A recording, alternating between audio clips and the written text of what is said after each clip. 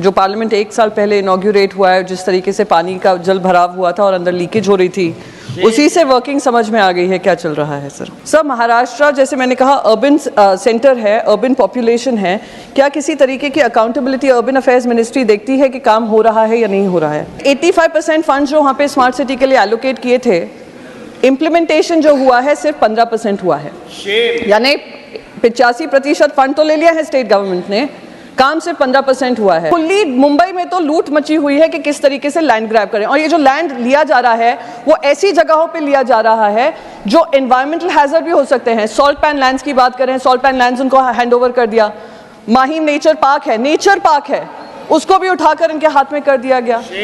Open spaces की बहुत कमी है मुंबई में सर, कि रीडेवलपमेंट, अर्बन हाउसिंग और अर्बन ब्यूटिफिकेशन के आधार पर अनप्लैन्ड डेवलपमेंट हो रहा है, और उसका एक जीता जागता उदाहरण हमारा पार्लियामेंट भी है।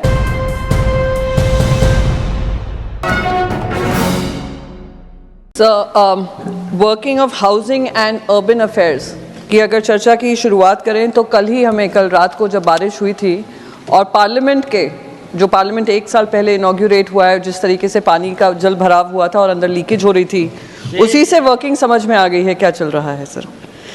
प्रधानमंत्री, मैं महाराष्ट्र से आती हूँ जहाँ पे सबसे ज़्यादा अर्बन पॉपुलेशन है, और प्रधानमंत्री आवास योजना के अंतर्गत जो पैसा वहाँ पे आवंटन किया गया है, अगर उसकी प्रोग्रेस देखें तो 20.72 प्रोग्रेस हुआ है इन सिटू स्लम रीडेवलपमेंट का। 8.65% projects under affordable housing in partnership सिर्फ 8.65% हुआ है। Beneficiary led individual house construction 16.92% sir. Maharashtra जैसे मैंने कहा अर्बन सेंटर है, अर्बन पॉपुलेशन है, क्या किसी तरीके की अकाउंटेबिलिटी अर्बन अफेयर्स मिनिस्ट्री देखती है कि काम हो रहा है या नहीं हो रहा है?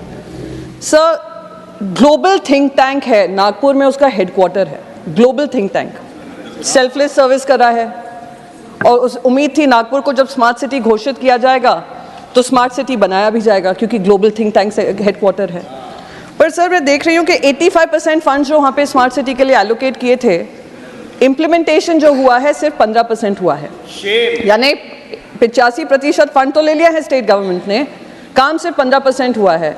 तो कोई उसका अकाउंटेबिलिटी लेगा, क्योंकि ग्लोबल हेडक्वार्टर्स हैं सर ग्लोबल थिंक टैंक के, तो हाँ, तो देश को शर्मसार महसूस होना पड़ता है सर। मैं मुंबई से आती हूँ सर। मुंबई एक कोस्टल सिटी है, और अगर उसका किसी तरीके का विस्तार करना है तो या तो हम सी रिक्लेम कर सकते हैं। क्लाइमेट चेंज तो देख ही रहे हैं, उसका प्रभाव क्या हो रहा है केरला में हमने देखा है, तो सी हम रिक्लेम नहीं कर सकते हैं। एक बहुत बड़ा प्रोजेक्ट 2022 में, धारावी रीडेवलपमेंट प्रोजेक्ट 2022 में एक पर्टिकुलर इंसान को, इंडस्ट्रियलिस्ट को दिया गया था। 590 एकड़ का वो प्रोजेक्ट है सर, जिसमें 300 एकड़ का रीडेवलपमेंट होना है, जिसमें एक नेचर पार्क भी आता है, एक पावर प्लांट भी आता है, और एक पंपिंग स्टेशन भी आता है। वो पूरा 590 एकड़ टेंडर के अनुसार उनको दे दिया गया था कि उसमें आप ट्रांजिट कैंप्स बना लीजिए, आप उसमें रिहैबिलिटेशन का जो एलिजिबल हैं आप रिहैबिलिटेशन कर लीजिए। टेंडर के अनुसार उनको दे दिया गया। वो जीतने के बाद वो आकर, वो जिनको ये कॉन्ट्रैक्ट दिया गया है, वो आकर कहते हैं हमें और लैंड चाहिए रिहैबिलिटेशन के लिए। उन्होंने 540 एकड़ और मुंबई के मांगे हैं, जो राज्य सरकार उनको फ्री में दे रही है। आप मुझे बताइए, देश के इतिहास में जो भी रीडेवलपमेंट प्रोजेक्ट टेंडर के अनुसार जीते गए हैं, कि आपको 3 गुना लैंड चाहिए, 300 एकड़ का रीडेवलपमेंट है, पर आप मांग कर रहे हैं 1100 एकड़ की। यानी खुली मुंबई में तो लूट मची हुई है कि किस तरीके से लैंड ग्रैब करें, और ये जो लैंड लिया जा रहा है वो ऐसी जगहों पे लिया जा रहा है जो एनवायरमेंटल हैजर्ड भी हो सकते हैं। सॉल्ट पैन लैंड्स की बात करें, सॉल्ट पैन लैंड्स उनको हैंड ओवर कर दिया। माहिम नेचर पार्क है, उसको भी उठाकर इनके हाथ में कर दिया गया।